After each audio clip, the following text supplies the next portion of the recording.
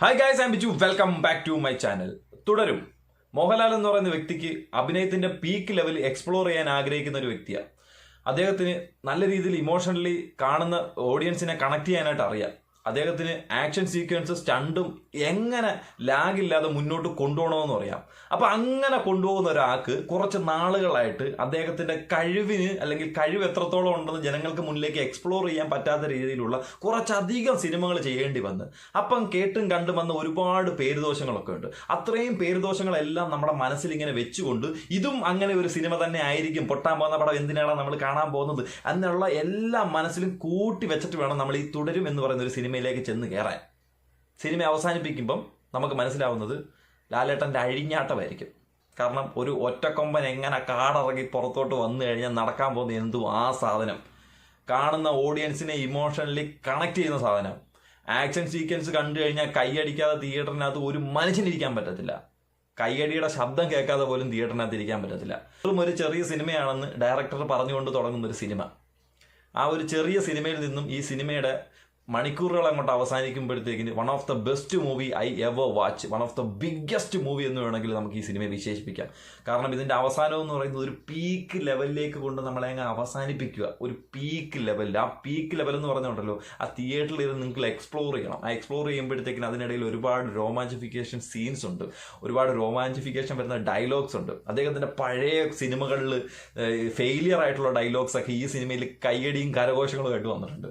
അദ്ദേഹത്തിൻ്റെ അഭിനയം എന്താണെന്നും കഴിവെന്താണെന്നും പുച്ഛിക്കുന്നവർക്ക് വേണ്ടിയുള്ള മറുപടിയായിട്ടും ഈ സിനിമയിലെ ചില ഡയലോഗുകളും ചില സീൻസും നമുക്ക് എടുത്ത് മുന്നോട്ടെടുത്ത് വെക്കാം.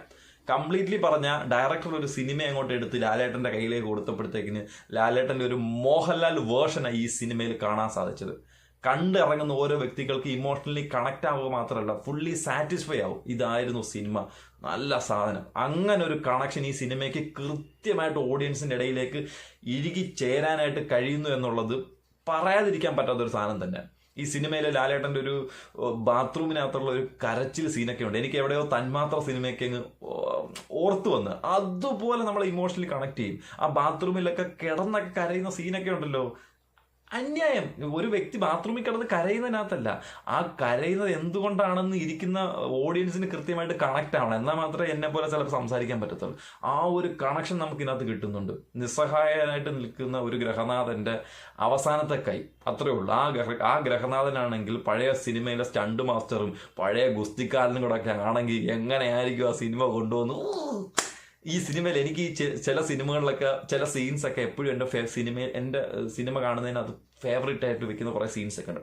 അങ്ങനെ ഈ സിനിമയിൽ ഒരു സീനും ഉണ്ട്. അതായത് ഈ ക്ലൈമാക്സോടുകൂടി വരുമ്പോഴത്തേക്കിന് പോലീസ് സ്റ്റേഷൻ്റെ അകത്തുള്ളൊരു സ്റ്റണ്ട്, കോട്ടയം ക്യാമ്പിൽ നിന്ന് പോലീസുകാരെ ഇറക്കിയിട്ട് മോഹൻലാലിനെ ഒന്ന് പണിയാൻ പോകുമ്പോഴത്തേക്കിനും ആ അകത്തുള്ളൊരു ഗുസ്തിക്കാരനെ ഇങ്ങോട്ട് ഉണർന്നു കഴിയുമ്പോഴത്തേക്കുള്ളൊരു സീനുണ്ടല്ലോ, ആ സ്റ്റേഷൻ അങ്ങ് അടിച്ച് മറിക്കും. ആ മറിക്കുന്നൊരു സീന്, അത്രയും മറിച്ചിട്ട് നമ്മുടെ SI ബെന്നിയെ ചവിട്ടി വെളിയിലോട്ട് ഇട്ടിട്ട് അതിനകത്തുനിന്ന് ഇങ്ങനെ ചാടി വരുന്നൊരു സീനുണ്ട് മോഹൻലാലിൻ്റെ.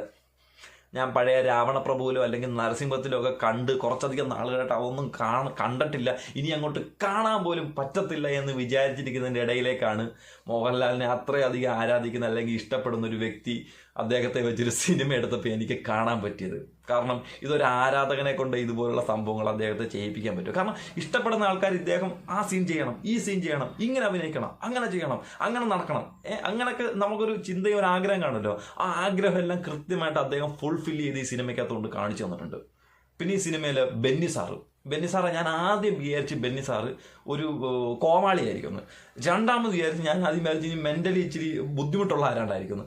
പിന്നെ ഞാൻ വിചാരിച്ച അല്ല, വില്ലന. അവസാനമാണ് മനസ്സിലായത് ഒരു മനുഷ്യ മൃഗമാണെന്ന്. പച്ചയ്ക്ക് മനുഷ്യനെ തിന്നാൻ പാകത്തിലുള്ളൊരു മനുഷ്യ മൃഗമാണ്. കണ്ടു കഴിഞ്ഞാൽ ഉണ്ടല്ലോ എടുത്തങ്ങ് അലക്കാൻ തോന്നും. അതുപോലൊരു രീതി, അതായത് കണ്ടവനെ താങ്ങി നിന്ന് അവൻ ഇട്ടു തരുന്ന സാധനം നല്ലതാണ് എന്ന് വെച്ചുകൊണ്ട് നടക്കുന്ന അങ്ങനെ ഉയർന്നു പോകുന്ന ആൾക്കാരുണ്ടല്ലോ, ആ ഒരു ക്യാരക്ടർ അതുപോലെ തന്നെ കൃത്യമായിട്ട് പിടിച്ചു വെച്ചാണ് ചെയ്തിട്ടുണ്ട്. പിന്നെ നമ്മുടെ CI ജോർജ് എവിടെയായിരുന്നു ഇത്രയും നാള്? ഞാൻ ഇതിനു മുമ്പ് നിങ്ങളെ ഒരു സിനിമയിലും കണ്ടിട്ടില്ല. ഇനിയിപ്പോൾ വല്ലയിടത്തും ഉണ്ടെങ്കിൽ എനിക്ക് അറിയത്തില്ല, എൻ്റെ ബുദ്ധിമോശമാണെന്ന് പറഞ്ഞെങ്കിൽ ക്ഷമിച്ചേക്കണം. അന്യായ സാധനം എടുത്തങ്ങ് കല്ലിനകത്ത് എടുത്തിട്ടങ്ങ് അലക്കാൻ തോന്നും. ആ സ്വഭാവം ഒരു സൈക്കോ പോലീസുകാരനായ എങ്ങനെയായിരിക്കും അത് തന്നെ. അതായത് ചിരിച്ചുകൊണ്ട് കഴുത്തിറക്കാന്ന് പറയത്തില്ല, ആ സാധനം. അതും പക്കത അതൊക്കെ ഉണ്ടല്ലോ കിടിലം സാധനങ്ങൾ. ഒന്നും പറയാനില്ല ഇതിനകത്ത്. മോഹൻലാലായാലും ശരി, ഞാൻ ഈ പറഞ്ഞ 2 പേരുകൾ, പിന്നെ ഇവരുടെ ജോർജ് സാറിന്റെ മകളായിട്ട് അഭിനയിച്ച പെൺകുട്ടി, ആ പെൺകുട്ടിക്ക് ഈ സിനിമയിൽ ഒരു ചെറിയ ഭാഗമുള്ളൂ എൻ്റെ ക്ലൈമാക്സോട് കൂടി. പക്ഷേ ഈ സിനിമയെ ഇമോഷണലി കണക്ട് ചെയ്യുന്ന ആ ഒരു ഭാഗമാണ്. അതൊക്കെ നല്ല സൂപ്പറായിരുന്നു. പിന്നെ ശോഭന മാം 2 പിള്ളേരായിട്ട് അഭിനയിച്ചത്. ശോഭന മാമിന് ഒരു ലീഡിങ് റോളായിട്ടൊന്നും നമുക്ക് ഇതിനകത്ത് പറയാൻ പറ്റത്തില്ല. പക്ഷെ ആ കിട്ടിയ സാധനം കൃത്യമായിട്ട് യൂട്ടിലൈസ് ചെയ്ത് നല്ല വെടുപ്പായിട്ട് ചെയ്ത് അവസാനിപ്പിച്ച്. പിന്നെ അത് ഹൈലൈറ്റ് എന്ന് പറയുന്നത് ശോഭനയും മോഹൻലാലും തമ്മിലുള്ള ഒരു കോംബോ. ആ കോംബോ നമ്മൾ ഒരുപാട് പഴയ സിനിമകളിൽ കണ്ടിട്ടുണ്ടെങ്കിലും പുതിയതായിട്ടൊന്ന് അങ്ങനെ ഒരു സാധനം കണ്ട് വരുമ്പോഴത്തേക്കും അതിൻ്റെ ഒരു സുഖം വേറെ തന്നെയാണ് കേട്ടോ. അത് കാണാനൊക്കെ നല്ലൊരു ഇമ്പമുള്ളൊരു സാധനമായിരുന്നു. ആ സിനിമയിലൊരു കാറ്, ആ കാറ് ഈ സിനിമയിലൊരു ക്യാരക്ടറാണ്. ഈ സിനിമയിലൊരു പട്ടി, ആ പട്ടിയും ഈ സിനിമയിലൊരു ക്യാരക്ടർ എന്ന് മാത്രമല്ല, ഈ സിനിമയിലെ ഇമോഷണലിലെ പീക്ക് ലെവലിൽ നിൽക്കുമ്പോഴത്തേക്കിന് ആ പട്ടിയുടെ അഭിനയം വരെ നമ്മളെ ഇമോഷണലി കണക്ട് ചെയ്യുന്നൊരു സാധനമാണ്. പിന്നെ മണിയമ്പിള്ള രാജചേട്ടൻ, ഒരുപാട് നാൾക്ക് ശേഷം ഞാൻ പുള്ളിയെ സ്ക്രീനിലൊന്ന് കാണുന്നത്. ഒരു വാർദ്ധക്യം പിടിച്ചിട്ടുള്ള റോളൊക്കെയാണ് പുള്ളി ചെയ്യുന്നത്. അതൊക്കെ ഉണ്ടല്ലോ, അതൊന്നും വിട്ടിട്ടില്ല. അതായത് ഇതുപോലൊരു സ്റ്റഫ് ഒരു ഒരു ഒരു ഒരു ഒരു ഒരു മേജർ സാധനം എടുത്തിട്ട് ഈ അഭിനയിക്കാൻ അറിയാവുന്നവരുടെ കയ്യിലോട്ട് കൊടുക്കുമ്പോഴത്തേക്കിനെ അവർ സിമ്പിളായിട്ട് ഈ സാധനം ചെയ്തു വിടും. ഇതിനകത്ത് വലിയ ചാട്ടം എടുപ്പോ ഒന്നുമില്ല. ഈ അഭിനയിക്കാൻ അറിയാവുന്നവരുടെ കയ്യിൽ ഒരു നല്ല സാധനം കിട്ടിയപ്പോഴത്തേന് അവർ ചെയ്യുന്ന എങ്ങനെയായിരിക്കും ആ ടോപ്പ് സാധനം ഇവിടെ കാണിച്ചു തന്നു. പിന്നെ ഈ മോഹൻലാൽ എന്ന് പറയുന്ന വ്യക്തിക്ക് പകരം വയ്ക്കാൻ സത്യം പറഞ്ഞാൽ ആരുമില്ല. അത് ഈ സിനിമയിൽ തെളിയിക്കുന്ന ഒരു സാധനമാണ്. കണ്ട ആപ്പ കഥയൊന്നുമായിട്ട് ഇനി ഇദ്ദേഹത്തിന് മുന്നോട്ട് ആരും ചെല്ലില്ല, അത്രേ ഉള്ളൂ. ഇതുപോലുള്ളൊരു സ്റ്റഫും അല്ലെങ്കിൽ ഇങ്ങനെ ഒരു സാധനം, ഒരു കഥയുള്ള, നമുക്ക് മാസ് വേണമെന്ന് പറയുന്നില്ല, നമുക്ക് ആക്ഷൻ വേണമെന്ന് പറയുന്നില്ല.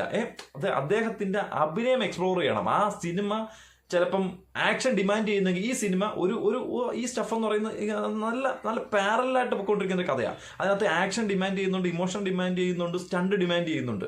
ആ ഡിമാൻഡ് ചെയ്യുന്ന സാധനങ്ങളൊക്കെ അദ്ദേഹം കൃത്യമായിട്ട് എടുത്ത് തന്നിട്ടുണ്ട്. അത് വെറും തരലൊന്നും അല്ല. ഡയറക്ടർ എന്താണോ പറഞ്ഞത് ചിലപ്പോൾ അതിൻ്റെ മുകളിലേക്ക് അദ്ദേഹം എടുത്ത് വെച്ച് തരുന്നത്. കാരണം ഈച്ച് ആൻഡ് എവറി സാധനം ഞാൻ വേണമെങ്കിൽ എടുത്തായിട്ട് പറയുന്ന ഈ സ്റ്റേഷനകത്ത് അല്ല, ഒരു ലോഡ്ജിനകത്തൊരു ഇടി നടക്കും. ലോഡ്ജിനകത്തൊരു ഇടി നടന്ന ഒരു ബാത്റൂമിൻ്റെ ഡോറ് പിടിച്ച് ഇങ്ങനെ ഒരു പോലീസുകാരനെ അടിച്ചിട്ട് ഇദ്ദേഹം ഇങ്ങനെ തിരിയുമ്പോഴത്തേക്കിന് ചിലപ്പോൾ അൺഎക്സ്പെക്ടഡ് ആയിട്ട് ഇനി മോഹൻലാൽ അഭിനയിച്ചതാണെന്ന് അറിയത്തില്ല. ആ സൈഡിലൊരു കമ്പിയുണ്ട്, അത് കൃത്യമായിട്ട് ആരും ശ്രദ്ധിച്ചിട്ടുണ്ടാകും. ഒരു കമ്പിയുണ്ട്, ആ കമ്പിയിൽ ഇദ്ദേഹത്തിൻ്റെ വയറ് കയറിയും കൊള്ളാൻ കൃത്യമായിട്ട് കാണാൻ പറ്റും. കൊണ്ട് കഴിയുമ്പോഴത്തേക്ക് അലറും. ആ അലറുന്നത് വരെ ആ നാച്ചുറലി സിനിമയ്ക്കകത്ത് പോകുന്ന സാധനം. ചിലപ്പോൾ അത് അഭിനയിച്ചതാണോ എന്ന് എനിക്കത്, പക്ഷേ എനിക്കത് അഭിനയമായിട്ടല്ല തോന്നിയത്. പെട്ടെന്ന് തിരിഞ്ഞപ്പോൾ ആ കമ്പിയിൽ വയറ് കയറിയും കൊണ്ടപ്പോൾ ഒരു അലറിയതാ. പക്ഷെ അതെല്ലാം ആ സിനിമയുടെ ഒരു ഫ്ലോയിൽ തന്നെ ഓടിപ്പോയിക്കൊണ്ടിരിക്കുക. എവിടെ ഒന്നും നിർത്താനില്ല. ഒരു മാജിക് തന്നെ കേട്ടോ. ഇതൊരു മാജിക്കാണ് ആ സിനിമയ്ക്കകത്ത് ഞാൻ കണ്ടത്. ഈ സിനിമ ഒരു മാജിക്കായിട്ട് തന്നെ എനിക്ക് വിശ്വസിക്കാൻ പറ്റും. One of the best movie എന്നേ എനിക്ക് ഇതിനെ വിശേഷിപ്പിക്കാനുള്ളൂ. കാരണം ഇതിന് മേളിലേക്ക് ഇദ്ദേഹത്തെ എടുത്ത് വെക്കണമെന്നുണ്ടെങ്കിൽ ഇതിന് മേളിലൊരു കഥ കൊണ്ടുവെക്കണം. ആ കഥ വെച്ച് കഴിഞ്ഞാൽ അണ്ണ ഇതിൻ്റെ മേളിൽ കയറി ഇനി അഭിനയിക്കും. കാരണം ഇത് അവസാനിക്കുന്ന സാധനമൊന്നുമില്ല. ഇദ്ദേഹത്തിൻ്റെ ഇതുപോലുള്ള ക്യാരക്ടറുകളുടെ ഒരു എക്സ്പ്ലോർ ചെയ്യാനുള്ള ഒരു സമയം തുടങ്ങിയിട്ടേ ഉള്ളൂ. അപ്പം അതുപോലുള്ള കുറച്ചധികം കഥകളൊക്കെ ഇദ്ദേഹത്തെ മുന്നോട്ട് കൊണ്ടുവന്ന ഇതുപോലുള്ള സാധനങ്ങൾ നമുക്ക് കാണാൻ പറ്റും. തിയേറ്ററിൽ അവസാന നിമിഷങ്ങൾ വന്ന കയ്യടിയൊക്കെ ഉണ്ടല്ലോ, ആ കയ്യടിയൊക്കെ തന്നെ മനസ്സിലായി ഈ സിനിമ ഇവിടെ ഒന്നും നിൽക്കുന്നൊരു കാര്യമല്ല. സിനിമ കാണാൻ ആഗ്രഹിക്കുന്നുണ്ടെങ്കിൽ ഓടിപ്പോയി സിനിമ കാണണം. കാരണം ഇതിന് ഈ കഥകളൊക്കെ പല ആൾക്കാരും റിവ്യൂ പറയും, എക്സ്പ്ലോർ ചെയ്ത് വിട്ട് കഴിഞ്ഞാൽ പിന്നെ ഇതൊന്നും നോക്കിയിട്ട് കാര്യമില്ല, ബോറായിരിക്കും. കഥ അറിയുന്നതിന് മുമ്പേ കാണുക. ഇനി ടിക്കറ്റ് കിട്ടാനും ബുദ്ധിമുട്ടായിരിക്കും. കാരണം വന്നു കയറിയ സാധനം ചെറിയ സാധനമെന്ന് പറഞ്ഞാൽ വന്നതുകൊണ്ട് വലിയ തിരക്കില്ലായിരുന്നു. പക്ഷേ ഈ വന്നു കയറിയ സാധനം വലിയ സാധനമാണെന്ന് അറിഞ്ഞു കഴിയുമ്പോഴത്തേക്കിന് നിന്ന് തിരിയാൻ പറ്റാത്ത രീതിയിൽ തിരക്കുണ്ടാവും. കാരണം ഇത് മോഹൻലാലിൻ്റെ സിനിമയാണ്.